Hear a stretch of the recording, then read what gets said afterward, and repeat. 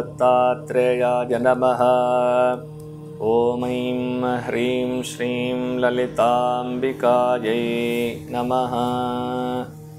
ಎಲ್ಲ ಧರ್ಮಬಂಧುಗಳಿಗೂ ಕೂಡ ಸದ್ಗುರು ದತ್ತಾತ್ರೇಯರ ವನದುರ್ಗಾ ಮಾತೆಯ ಕೃಪಾಶೀರ್ವಾದವನ್ನು ಪ್ರಾರ್ಥನೆ ಮಾಡ್ತಾ ಈ ದಿನದ ಕಾರ್ಯಕ್ರಮಕ್ಕೆ ಸ್ವಾಗತ ಮಾಡ್ತಾ ಇದ್ದೀನಿ.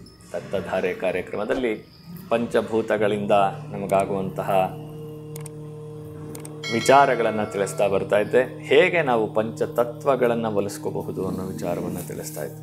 ಹಾಗೆ ಕಡೆಯದಾಗಿ ಇವತ್ತು ಆಕಾಶ ತತ್ವ ಅಂತ ಅಗ್ನಿಯ ಬಗ್ಗೆ ಹೇಳಿದೆ, ವಾಯುವಿನ ಬಗ್ಗೆ ಹೇಳಿದೆ, ಜಲದ ಬಗ್ಗೆ ಹೇಳಿದೆ, ಹಾಗೆ ಪೃಥ್ವಿಯ ಬಗ್ಗೆ ಹೇಳಿದೆ.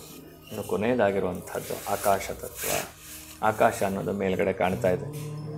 ಅದು ಎಲ್ಲಿದೆ ಅಂತ ನಮಗೆ ಗೊತ್ತಿಲ್ಲ, ಅದು ಎಷ್ಟು ಎತ್ತರದಲ್ಲಿದೆ ನಮಗೆ ಗೊತ್ತಿಲ್ಲ. ಫ್ಲೈಟಲ್ಲಿ ಹೋದರೂ ಕೂಡ ಮೋಡದವರೆಗೂ ಮಾತ್ರ ನಾವು ರೀಚ್ ಆಗ್ಬೋದು, ಬಿಟ್ಟರೆ ಆಕಾಶನ ರೀಚ್ ಆಗೋಕ್ಕೆ ಸಾಧ್ಯ ಆಗ್ತದೆ. ಎಲ್ಲಿದೆ ನಮಗೆ ಗೊತ್ತಿಲ್ಲ. ಆ ತತ್ವದಿಂದ ನಮಗೇನಾಗ್ತಾ ಇದೆ ಅಂತಂದರೆ, ನಮಗೆ ಬರುವಂತಹ ಪಾಸಿಟಿವ್ ವೈಬ್ರೇಷನ್ಸ್ನ ನಾವು ಸ್ವೀಕಾರನೇ ಮಾಡ್ತಾ ಇಲ್ಲ. ಅದೇ ನಮಗೆ ಆಗ್ತಾ ಇರುವಂತಹ ದೊಡ್ಡ ದೋಷ. ಆ ದೋಷ ಹೇಗೆ ನಾವು ನಿವಾರಣೆ ಮಾಡಿಕೊಳ್ಬೇಕು ಅಂತಂದರೆ, ನಾವು ಮನೆಯಿಂದ ಆಚೆಗೆ ಬರೋದಿಲ್ಲ. ಯಾವಾಗ ಆಚೆ ಬರ್ತೀವಿ ಅಂತಂದರೆ, ಕೆಲಸಕ್ಕೆ ಹೋಗಬೇಕಾದ್ರೆ ಆಚೆ ಬರ್ತೀವಿ. ತಲೆ ಎತ್ತಿ ನೋಡೋ ಅಂತಹ ಅಭ್ಯಾಸನೇ ಮರ್ತೋಗಿರ್ತೀವಿ. ಯಾವಾಗಲೂ ಸಿಕ್ಕಾಪಟ್ಟೆ ಸೆಕೆ ಆಗ್ತಾಯಿದ್ರೆ, ಅಪ್ಪ ಏನಪ್ಪ ಇಷ್ಟೊಂದು ಸೆಕೆ ಅಂತನ್ನಕ್ಕೆ ಆಕಾಶ ನೋಡ್ತೀವಿ ಅಂತಹ ಪರಿಸ್ಥಿತಿ. ಇಲ್ಲ ತುಂಬ ದಣಿದಿದ್ದೀವಿ ಅಂತಂದರೆ ಮನೆ ಒಳಗಡೆ ಕೂತ್ಕೊಂಡು ಸೋಫಾ ಮೇಲೆ ಕೂತ್ಕೊಂಡು ತಲೆ ಎತ್ತಿ ನೋಡ್ತೀವಿ, ಬಿಟ್ಟರೆ ಆಕಾಶವನ್ನು ನೋಡುವಂತಹ ಪ್ರಮೇಯಕ್ಕೆ ನಾವು ಹೋಗೋದಿಲ್ಲ. ಇಂತಹ ಒಂದು ವಿಚಾರವನ್ನು ನಿಮಗೆ ಆಶ್ಚರ್ಯ ಅನಿಸಿದ್ರು ಕೂಡ ಅದು ಸತ್ಯ. ಪ್ರಾತಃ ಕಾಲದಲ್ಲಿ ಸೂರ್ಯೋದಯ ಕಾಲ ಅಂತ ಹೇಳ್ತಾರೆ, ಉಷಃ ಕಾಲ ಅಂತ ಹೇಳ್ತಾರೆ. ಇದು ಬಹಳ ವಿಶೇಷವಾಗಿರುವಂತಹ ಸಂದರ್ಭ. ಮಧ್ಯಾಹ್ನ ಕಾಲ ಅಂತ ಹೇಳ್ತಾರೆ, ಅಭಿಜಿನ್ ಮುಹೂರ್ತ ಅಂತ. 11:30ಯಿಂದ 12:30 ಗಂಟೆ. ಹಾಗೆ ಸಂಧ್ಯಾಕಾಲ ಅಂತ ಹೇಳ್ತಾರೆ, 5:30 ಗಂಟೆಯಿಂದ 7 ಗಂಟೆಯವರೆಗೆ. ಆಗ ಆ ಸಂದರ್ಭದಲ್ಲಿ ಬೆಳಕಿನಿಂದ ಕತ್ತಲೆಗೆ ಹೋಗುವಂತಹ ಸಂದರ್ಭ. ಹಾಗೆ ಪ್ರಾತಃ ಕಾಲ 5 ಗಂಟೆಯಿಂದ 7 ಗಂಟೆಯವರೆಗೆ ಕತ್ತಲಿನಿಂದ ಬೆಳಕಿಗೆ ಬರುವಂತಹ ಸಂದರ್ಭ. ಇವೆರಡರ ಮಧ್ಯದಲ್ಲಿ ಬೆಳಕು ಪ್ರಜ್ವಲಿಸುವಂತಹ ಸಂದರ್ಭ ಮಧ್ಯಾಹ್ನ ಕಾಲ. ಈ 3 ಕಾಲಗಳನ್ನು ಗಮನದಲ್ಲಿ ಇಟ್ಕೊಳ್ಳಿ. ಆಕಾಶ ತತ್ವವನ್ನು ನಿವಾರಣೆ ಮಾಡಿಕೊಳ್ಳೋದಕ್ಕೆ, ಆಕಾಶ ತತ್ವದಿಂದ ಆಗ್ತಾ ಇರುವಂತಹ ಪ್ರತಿಕೂಲವನ್ನು ನಿವಾರಣೆ ಮಾಡಿಕೊಳ್ಳೋದಕ್ಕೆ, ಹಾಗೆ ಅದರಲ್ಲಿ ಬರ್ತಾ ಇರುವಂತಹ ಪಾಸಿಟಿವ್ ಎನರ್ಜಿಯನ್ನು ನಾವು ತಗೊಳ್ಳೋದಕ್ಕೆ, ನಮಗದಕ್ಕೆ ಭಗವಂತ ತಲೆಯನ್ನು ಕೊಟ್ಟಿದ್ದಾನೆ. ತಲೆ ಇಲ್ಲೆಲ್ಲೋ ಇಲ್ಲ, ಮೇಲ್ಗಡೆ ಮಾತ್ರ ಇದೆ, ಕಾಲು ಕೆಳಗಡೆ ಮಾತ್ರ ಇದೆ. ಈ ಒಂದು ವಿಶೇಷವನ್ನು ನಾವು ಅರ್ಥ ಮಾಡಿಕೊಂಡ್ರೆ, ನಮ್ಮ ದೇಹದ ಒಂದು ಅಂಗಾಂಗಗಳನ್ನು ನಾವು ನೋಡಿಕೊಂಡ್ರೆ ನಮಗೆ ಗೊತ್ತಾಗುತ್ತೆ ನಮ್ಮ ಜೀವನ ಪಂಚಭೂತಗಳಿಗೆ ಎಷ್ಟು ಅಳವಡಿಸ್ಕೊಂಡಿದೆ ಅಂತ. ಆ ಆಕಾಶ ತತ್ವವನ್ನು ಸಹಸ್ರಾರ ಅಂತ ಹೇಳ್ತಾರೆ. ನಿಮಗೆಲ್ಲ ಗೊತ್ತಿದೆ. ಇವಾಗ ಎಲ್ಲರೂ ಮೆಡಿಟೇಷನ್ಗೆ ಹೋಗ್ತೀರಿ, ಯೋಗ ಕ್ಲಾಸ್ಗೆ ಹೋಗ್ತೀರಿ, ನಿಮಗೆಲ್ಲ ಹೇಳಿರ್ತಾರೆ. ಆ ಸಹಸ್ರಾರದಲ್ಲಿ ಆ ಭಗವಂತನ ತತ್ವವನ್ನು ನಾವು ಗ್ರಾಹ್ಯ ಮಾಡ್ಕೊಳ್ಳೋದಕ್ಕೆ ಹೊರಗಡೆ ಗಾಡೀಲಿ ಹೋಗ್ಬೇಕಾದ್ರೆ ಆಗಲ್ಲ, ಯಾಕಂದರೆ ಹೆಲ್ಮೆಟ್ ಹಾಕ್ಕೋಬೇಕು. ಇಲ್ಲದೇ ಇದ್ದರೆ ಕಾರಲ್ಲಿ ಹೋದರೆ ಕಾರ್ ಶೀಟ್ ಇರುತ್ತೆ.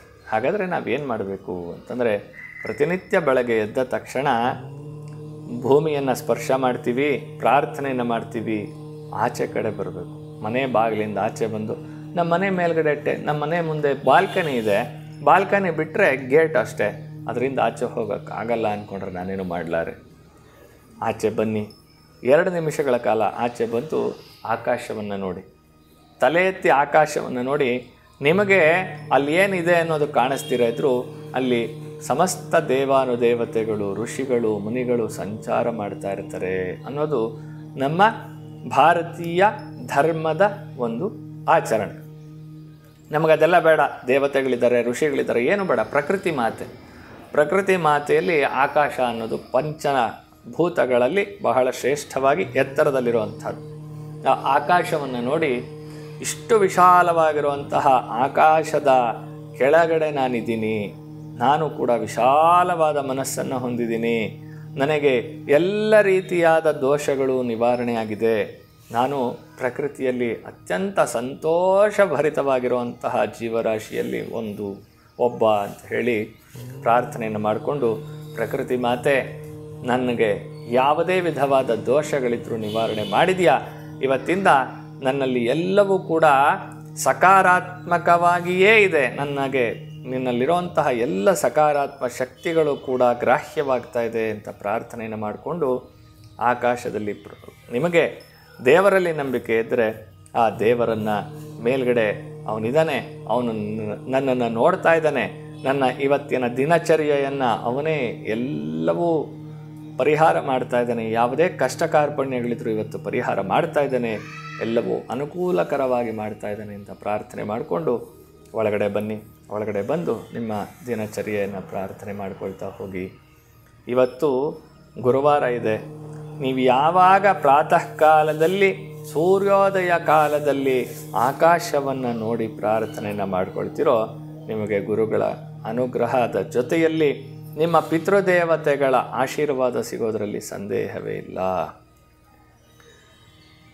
ಆ ಒಂದು ಪಿತೃದೋಷಗಳ ನಿವಾರಣೆ ಆಗಬೇಕು ಅಂತಂದರೆ ಅಲ್ಲಿ ಗೋಕರ್ಣಕ್ಕೆ ಹೋದೆ, ಇಲ್ಲಿ ಶ್ರೀರಂಗಪಟ್ಟಣಕ್ಕೆ ಹೋದೆ, ಅಲ್ಲಿ ಕಾಶಿಗೆ ಹೋದೆ, ಇಲ್ಲಿ ರಾಮೇಶ್ವರಕ್ಕೆ ಹೋದೆ, ಅದೆಲ್ಲ ಮಾಡೋದು ನಮ್ಮ ದೈನಂದಿನ ಚಟುವಟಿಕೆಗಳಲ್ಲಿ ಒಂದಾದರೆ, ಸುಲಭ ಮಾರ್ಗವಾಗಿ ನಾವು ಹೋಲಿಸ್ಕೋಬೇಕಾದ್ರೆ, ನಮ್ಮ ಕೆಲಸ ಕಾರ್ಯಗಳನ್ನು ಮಾಡಿಕೊಳ್ಬೇಕಾದ್ರೆ ನಾವು ಮಾಡಬೇಕಾಗಿರುವಂತಹ ಬೇಸಿಕ್ ನೀಡ್ಸ್ ಇದು.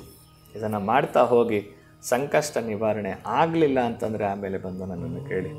ಹಾಗೆ ನಮ್ಮ ದತ್ತಾತ್ರೇಯರ ಜಯಂತ್ಯೋತ್ಸವಾಂಗ ಪ್ರತಿನಿತ್ಯ ನಾವು ಅನೇಕ ಮನೆಗಳಿಗೆ ದತ್ತ ಭಿಕ್ಷೆಗೆ ಬರ್ತಾ ಇರೋದನ್ನು ಈಗಾಗಲೇ ಸಾಕಷ್ಟು ಜನ ಕರೆದು ಭಿಕ್ಷೆಯನ್ನು ನೀಡಿದಿರಿ ದತ್ತಾತ್ರೇಯರಿಗೆ. ಇವತ್ತಿಗೆ ಕರೆಕ್ಟಾಗಿ 1 ತಿಂಗಳಿಗೆ ದತ್ತಾತ್ರೇಯರ ಜಯಂತ್ಯೋತ್ಸವ ಆಚರಣೆ ಆಗುತ್ತೆ. ಯಾರಿಗೆ ನೀವು ಮನೆಗೆ ಕರೆಸ್ಕೊಳ್ಬೇಕು, ದತ್ತಾತ್ರೇಯರ ಭಿಕ್ಷೆಯನ್ನು ನೀವು ಕೊಡಬೇಕು ಅಂತಿದ್ದೀರಿ, ಅವರು ಮನೆಗೆ ಕರೆಸಿ ದತ್ತನಿಗೆ ಭಿಕ್ಷೆಯನ್ನು ಸಮರ್ಪಣೆ ಮಾಡಬಹುದು. ಇಲ್ಲ ನೀವೇ ಇಲ್ಲಿಗೆ ಬಂದು ನಾಳೆ ಬಹಳ ವಿಶೇಷವಾಗಿರುವಂತಹ ಪೌರ್ಣಮಿ, ಕಾರ್ತೀಕ ಪೌರ್ಣಮಿ, ಲಕ್ಷ ದೀಪೋತ್ಸವ ಮತ್ತು ದತ್ತಾತ್ರೇಯ ಮೂಲಮಂತ್ರ ಹೋಮ ಕಾರ್ಯಕ್ರಮ ನಡೀತಾ ಇದೆ. ಎಲ್ಲರೂ ಬಂದು ಭಾಗವಹಿಸಿ ದತ್ತನ ಪಾದುಕೆಗಳನ್ನು ತಗೊಳ್ಬಹುದಾಗಿದೆ. ಭಿಕ್ಷೆಯನ್ನು ತರ್ತೀವಿ ಅನ್ನೋರು ಅಲ್ಲಿ ನಿಮಗೆ ನಂಬರ್ ಡಿಸ್ಪ್ಲೇ ಆಗ್ತಾ ಇದೆ, ಆ ನಂಬರ್ಗೆ ಕರೆ ಮಾಡಿ ಯಾವ ರೀತಿ ಭಿಕ್ಷೆಯನ್ನು ತರಬೇಕು, ಆ ಭಿಕ್ಷೆಯನ್ನು ಸಮರ್ಪಣೆ ಮಾಡೋದರ ಒಂದು ವಿಶೇಷ ಏನು ಅನ್ನೋದನ್ನು ತಿಳ್ಕೊಳ್ಬಹುದಾಗಿದೆ. ಇವೆಲ್ಲದರ ಜಿಸ್ಟ್ ಆಫ್ ದಿ ಸ್ಟೋರಿ.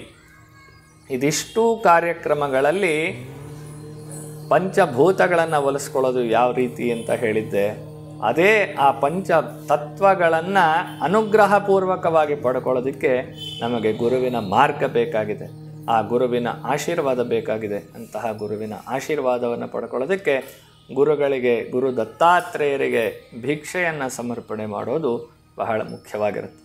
ಅಂತಹ ಭಿಕ್ಷಾವಂದನ ಕಾರ್ಯಕ್ರಮ ಈಗಾಗಲೇ 15 ದಿನದಿಂದ ನಡೀತಾ ಇದೆ. ಇನ್ನು 15 ದಿನಗಳ ಕಾಲಾವಕಾಶ ಇದೆ. ಯಾರು ಮನೆಗೆ ಕರೆಸಿ ಭಿಕ್ಷೆಯನ್ನು ಕೊಡಬೇಕು ಅಂತಿದ್ದೀರಿ ಅವರು ಕೊಡಬಹುದು. ಇಲ್ಲ ಯಾರು ಇಲ್ಲೇ ಬಂದು ಭಿಕ್ಷೆಯನ್ನು ಸಮರ್ಪಣೆ ಮಾಡ್ತೀವಿ ಅಂತೀರಿ ಅವರು ಬಂದು ದತ್ತಾತ್ರೇಯರಿಗೆ ಭಿಕ್ಷೆಯನ್ನು ಸಮರ್ಪಣೆ ಮಾಡಿ ಎಲ್ಲ ರೀತಿಯಾದ ದೋಷಗಳನ್ನು ನಿವಾರಣೆ ಮಾಡಿಕೊಂಡು ಕೃತಕೃತ್ಯರಾಗಬಹುದು ಅಂತ ಹೇಳಿ ತಿಳಿಸ್ತಾ, ನಾಳಿನ ಪೌರ್ಣಮಿಯ ಕಾರ್ಯಕ್ರಮಕ್ಕೆ ನಿಮ್ಮೆಲ್ಲರಿಗೂ ಕೂಡ ಹೃತ್ಪೂರ್ವಕವಾದ ಸ್ವಾಗತವನ್ನು ಕೂಡ ಮಾಡ್ತಾ ಇವತ್ತಿನ ಕಾರ್ಯಕ್ರಮಕ್ಕೆ ಮಂಗಳ ಹಾಡ್ತಾ ಇದ್ದೀನಿ. ಓಂ ಶಾಂತಿ ಶಾಂತಿ ಶಾಂತಿ. ಸದ್ಗುರೋ ದಿವ್ಯ ಚರಣಾರವಿಂದಾರ್ಪಣಮಸ್ತು.